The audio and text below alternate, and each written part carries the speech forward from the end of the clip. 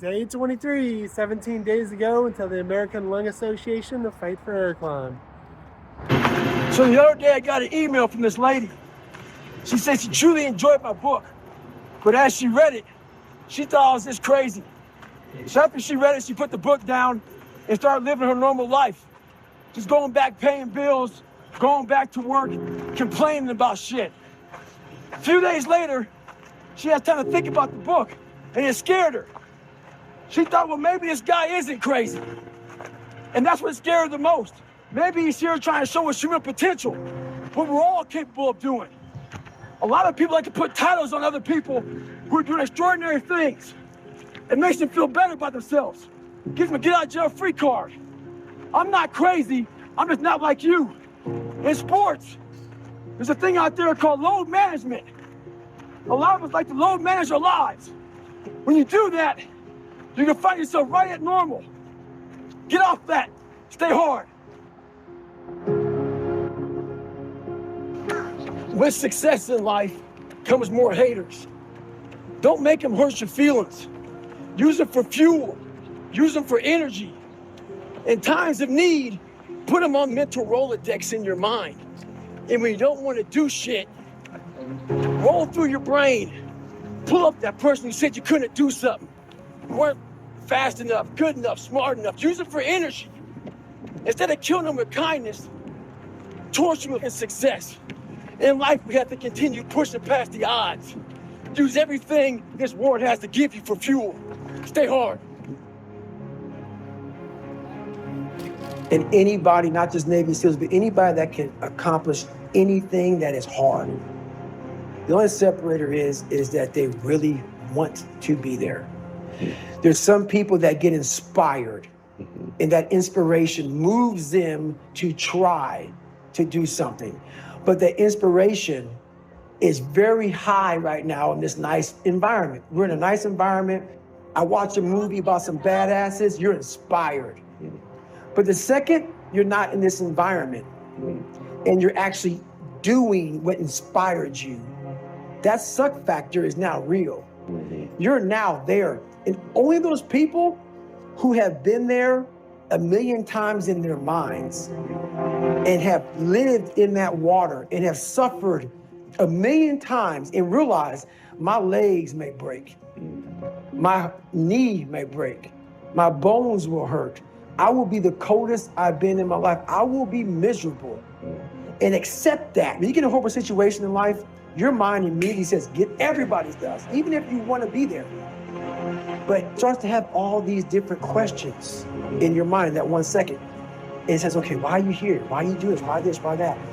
And then you start to say to yourself, if you don't want to be there that bad, I have a beautiful life. I'm not going to break my body up to do this. Your mind starts to say, yeah, this is stupid.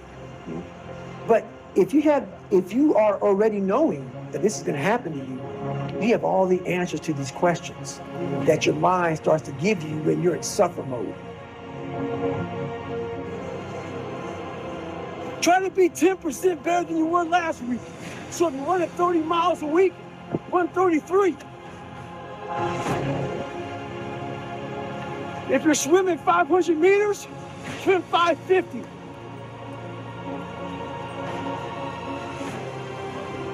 The more you walk away from accountability, the weaker you become. Find yourself in the grip of life. You can't find yourself by doing nothing. So there's a lot of pockets of weakness nowadays. And we try to fill those pockets with lies.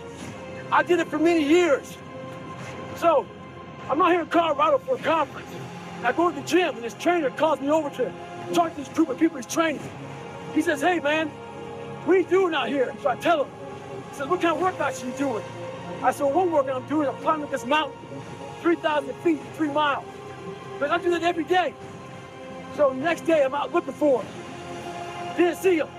A couple days later, looking for him. Didn't see him. So here I am on the mountain again, climbing it. And there's a gondola that takes you up, takes you down. I'm going up it. I see a gondola, we're about 5 minutes to the top. I look up at the gondola, I see him, face pressed up against the window, looking at me, our eyes meet. Don't talk about it, be about it. Practice what you preach. Stay hard.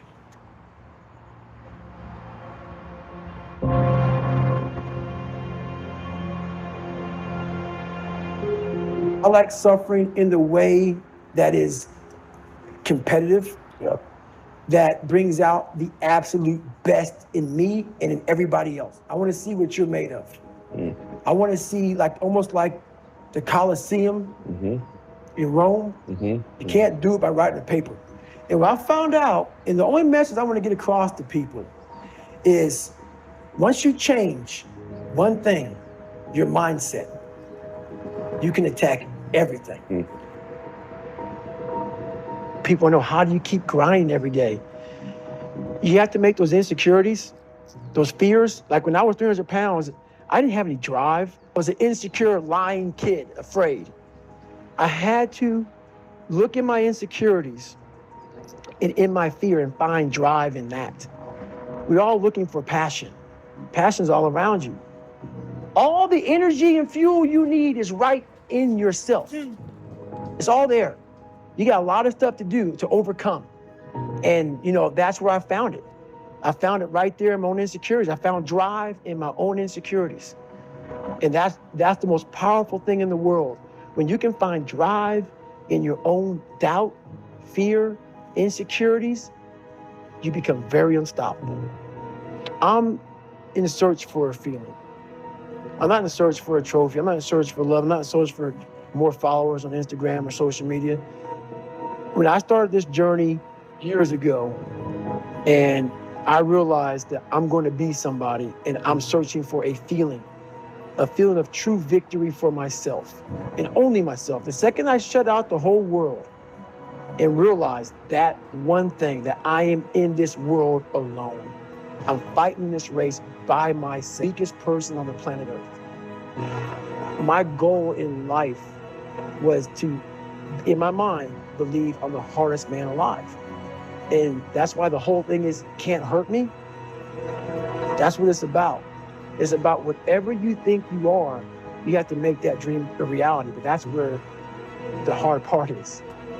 There's a lot of successful people in this world who still feel empty inside.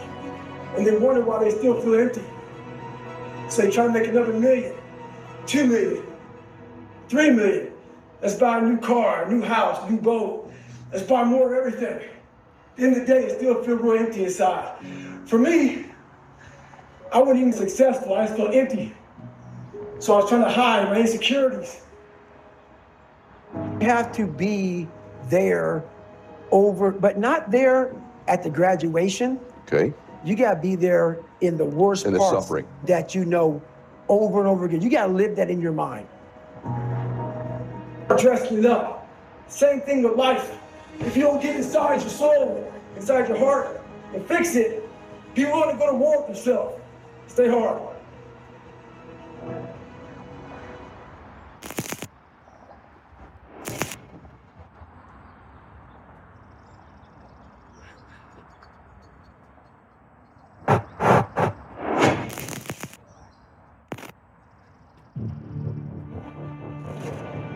I was such in a dungeon in my life, and I felt like I was such in a hole with nowhere to go, with so many issues and so many things to climb over and overcome. But the thing about it is, we all have the ability to come from nothing to something. I was 300 pounds, and my goal was to be a Navy SEAL. Impossible goal, but what if I could?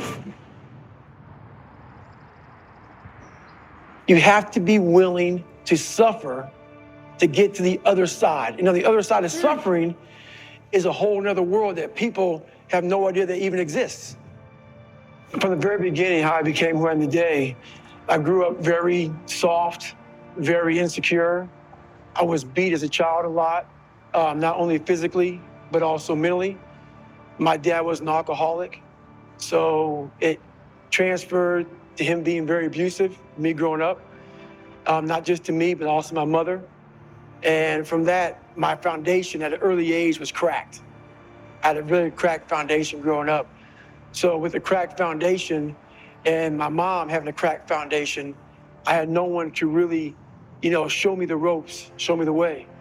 And so we went from that kind of crack foundation to another crack foundation. I went to a small town in Indiana, in Brazil, Indiana. And there was about 5 black families there. So being called nigger was something that happened regularly. I had a lot of friends, but also, you know, when you have a cracked foundation, the only thing you really see is the negative. You don't see a lot of people that like you. All you see is the people that don't like you. So that cracked foundation just kept on getting more and more cracked. And throughout the years, I developed a stutter, had a lot of issues with people, social anxiety. I copied all through school. I had learning disability, so I cheated a lot going through school.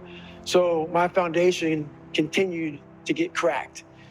And when you get to that point in your life and no one is there to really help you out, you have to figure some things out. So what made me who I am today is basically that cracked foundation and not liking it. So I had to learn how to mend that cracked foundation alone. And what happens is you have to really develop a lot of mental toughness. But to me, mental toughness wasn't enough. I had to really develop a calloused mind. So I had a victim mentality. I was a victim. Everybody messed my life up. My dad, society, my mom, whatever it may be, I was dealt a bad hand. And so it gives you a victim mentality. So I developed a way to get over the victim's mentality. And it was through callousing your mind. So I was literally callousing over the victim's mentality through outworking all my faults. So I developed a work ethic that became known as, you know, what it is now. That's how I got this world toughest man. It's because I'm not the best person in the world. I'm not the smartest. I'm not anything. But I learned to outwork everybody around me. And that's how I got to where I'm at today.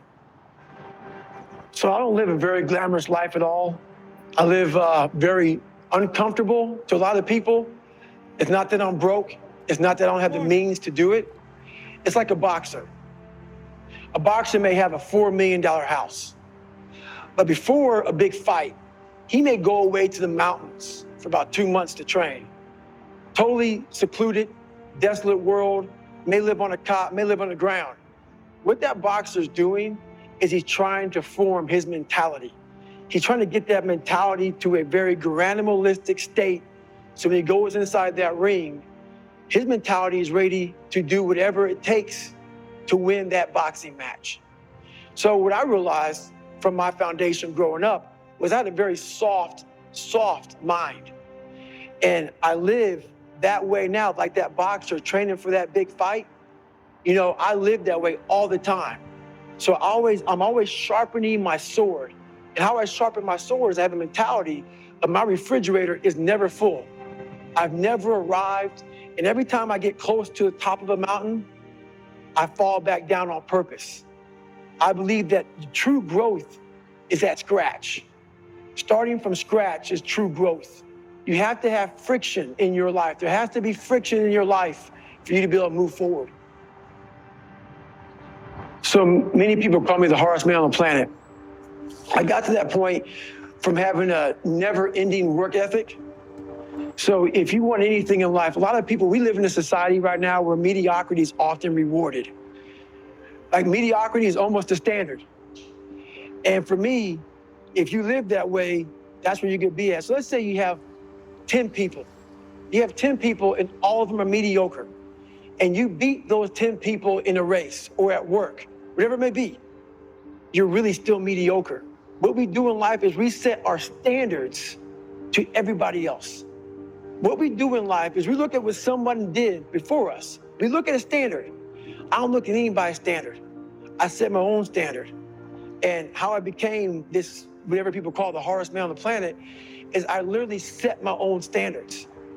I started to reinvent the wheel for myself. I didn't follow the crowd. Whatever the crowd was doing, I didn't follow them. I did what I had to do to get where I had to go. And in doing that, that's where true growth is finding yourself. I'm not trying to be like Michael Jordan or be like Tiger Woods or anybody else. I'm trying to be like David Goggins. And through that, you can find out what you're made of. And you are trying to conquer yourself. And that's how I got this title. My advice to people who are going through hard times, A lot of people know my story. I come from a very, very, very humble beginning. You have to be open with that. Like, for instance, social media. A lot of people are on social media, and what they do is they show you the best side of them.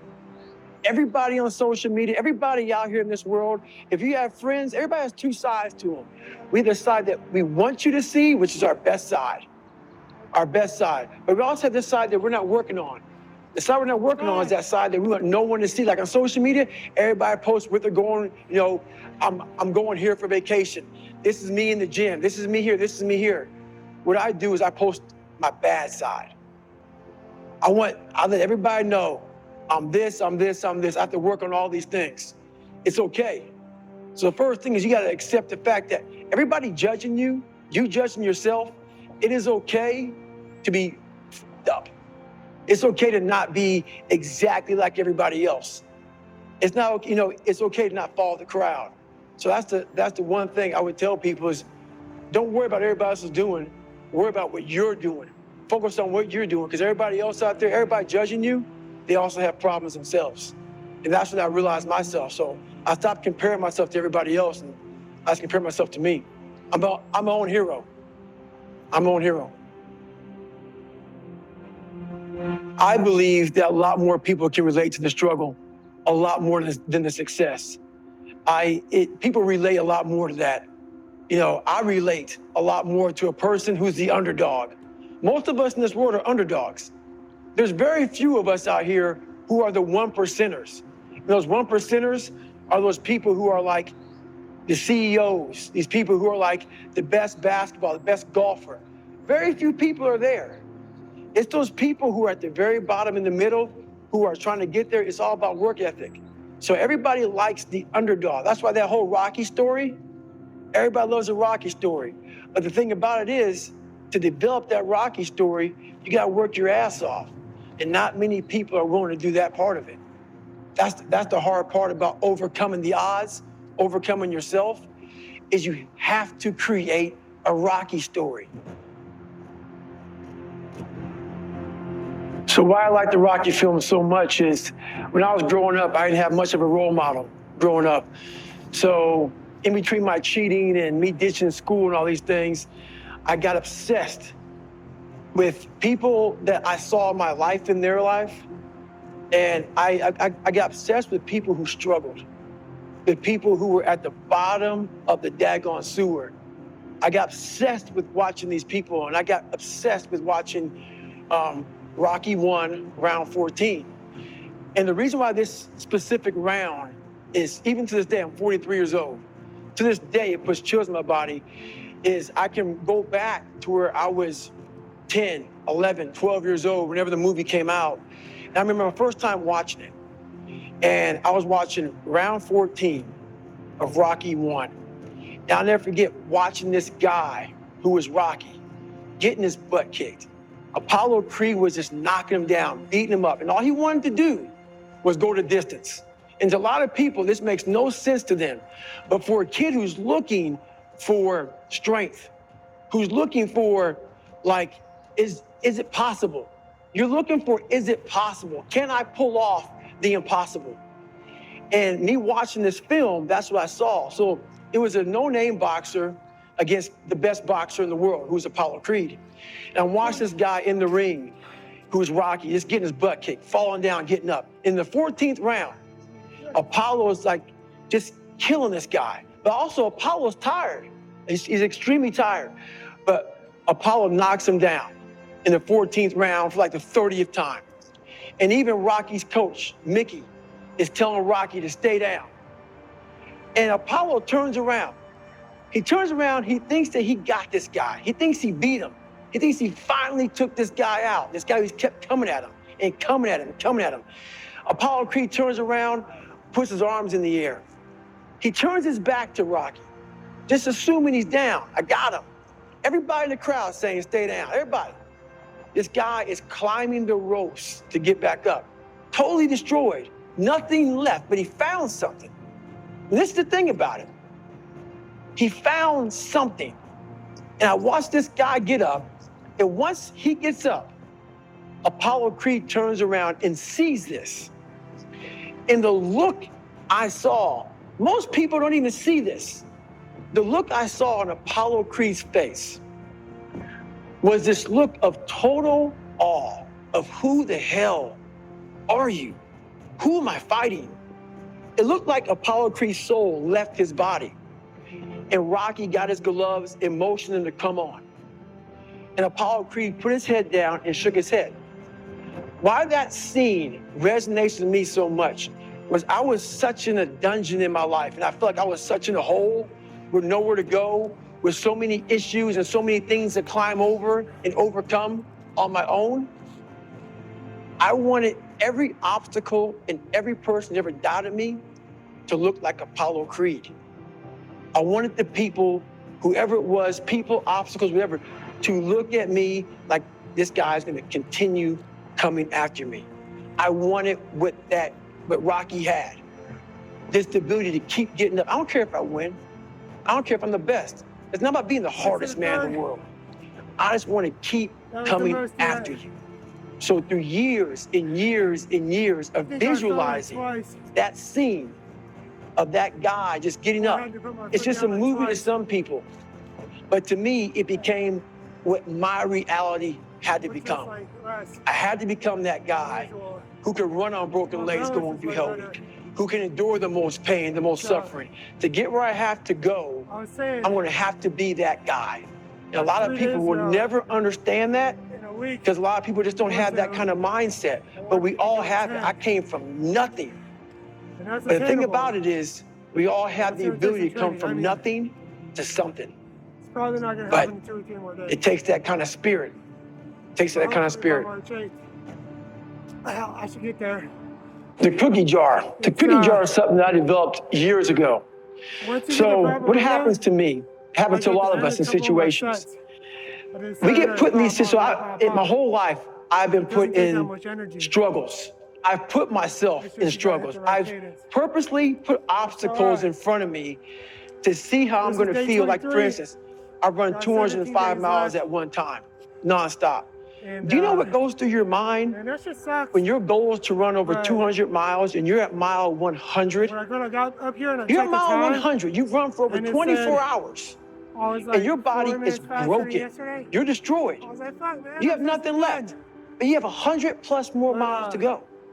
How do you find more? So I developed this thing called the cookie jar. And the cookie jar is a reminder. That's all it is. It's a reminder. Even the hardest person on the planet Earth, we forget how badass we are when times get hard. When times get hard, your mind spazzes out. It freaks out, it goes somewhere else. We forget. That cookie jar, you gotta take 1 second. Take 1 second. And that cookie jar has all these things in it. All the things you overcame. All the things that you suffered through. All the things that got in your way and you fought through. So you go in your mental cookie jar when you're going through bad times and you want to quit and you want to bail out. You think about it.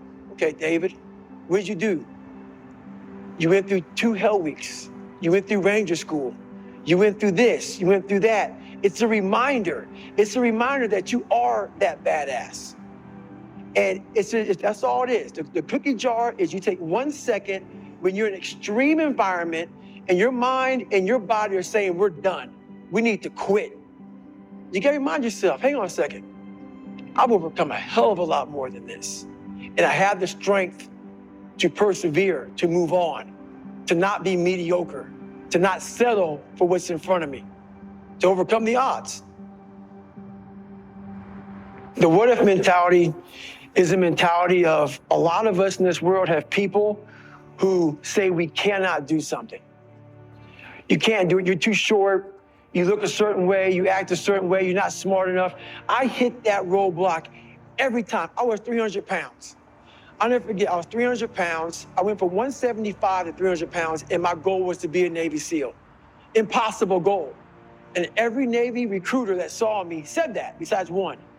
Every recruiter said, there's no way, man. You're 297 pounds, and you gotta lose so much weight so fast. I talked to one recruiter, and I never forget getting back in my truck, and he said, you cannot do this. 6 1/3. But I got in my truck and I said to myself, but what if I could?